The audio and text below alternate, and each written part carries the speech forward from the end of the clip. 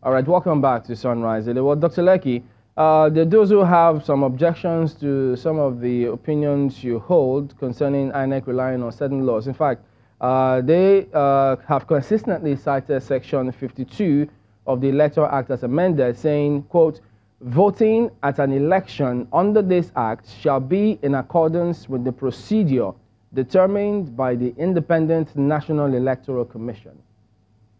So what else does INEC need in order to proceed?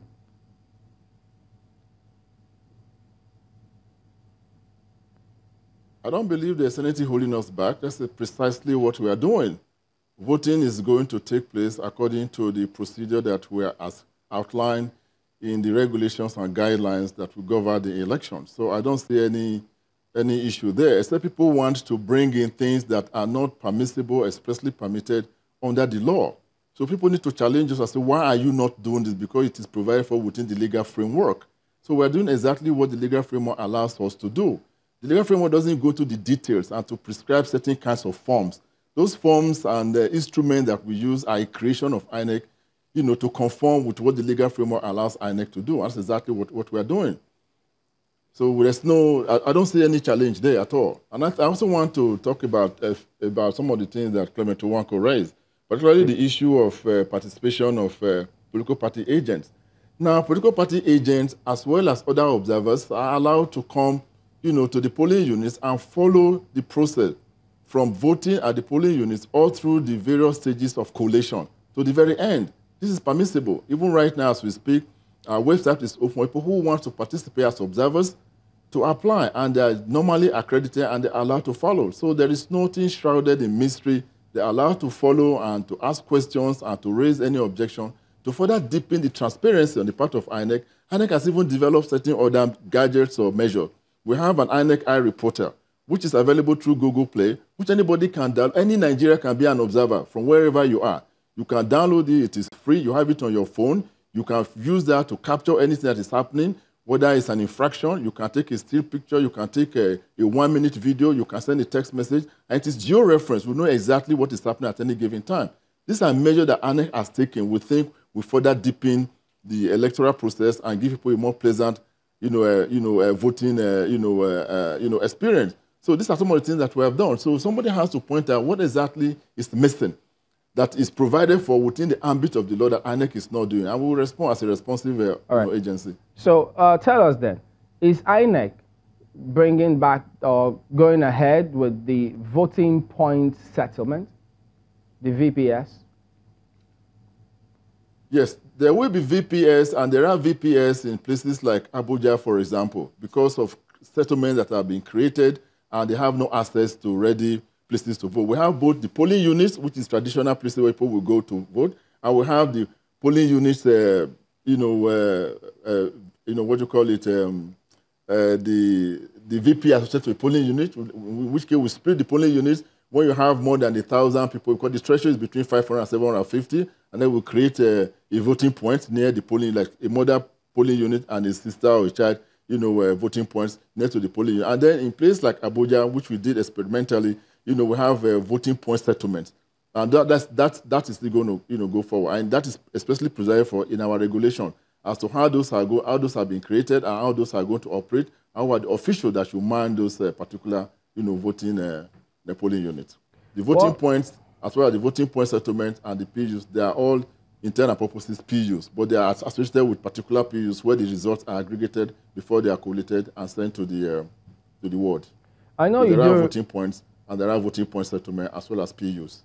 I know you do remember that when this came up during the time of Professor Jega, about the 30,000 voting point settlements, there was a lot of hue and cry.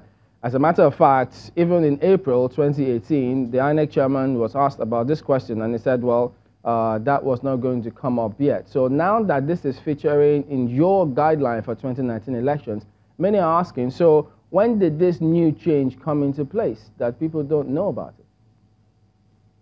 I think we are mixing up, let me correct it, I think we are mixing up some things here.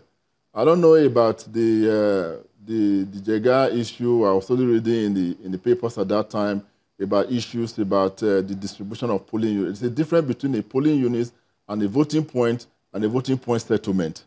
The voting point settlements are only available within the FCT because of the particular issue of the FCT. You don't have voting point settlement anywhere outside of the FCT, and these are clearly described in our rules and guidelines which have been issued for this coming election. So this happened only a few during the election that took place in FCT a couple of years or so, ago. You don't have voting point settlements across the country.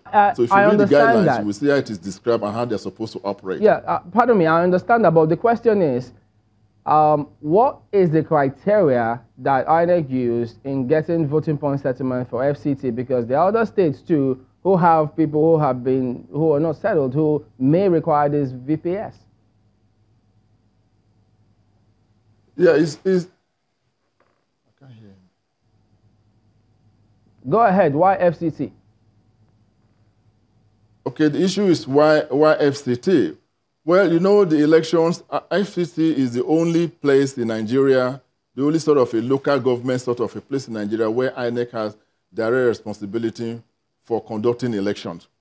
And their election comes up fairly rapidly. Only this year, 2019 again, they will have another election that is coinciding with general elections, so they will be taken in one fell swoop. So in the last election at FCT, clearly, just like INEC is a responsive organization, now there were clearly, if you are familiar with FCT, I know you are familiar with FCT, everybody is familiar with FCT, there are settlements that have, emerged, that is growing. It's one of the fastest growing places in Africa, an urban area, and clearly you need to provide, instead of creating new polling units, you need to provide, just like nobody is quarreling the issue of voting points associated with polling units, as you know.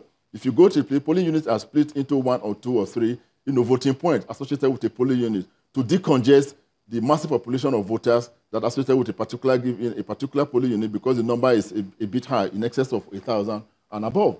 Now, in the case of FCT, you find that there are settlements and they are growing by leaps and bounds geometrically every so often.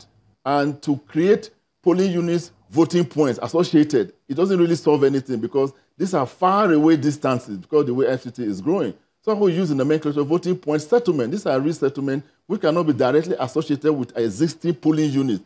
In the way and manner we have been using voting points associated with polling units across the country.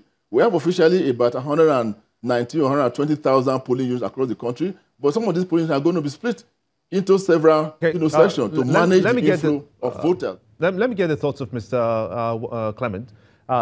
You have basically watched all of these kind of processes and how INEC brings in new innovations into the system just to ensure that the process is more refined. But what are your views to this new voting points that we're looking at? They were once upon a time called new polling units, 30,000 of them, we understand. At some point that was jettisoned. Is this a reintroduction through the back door?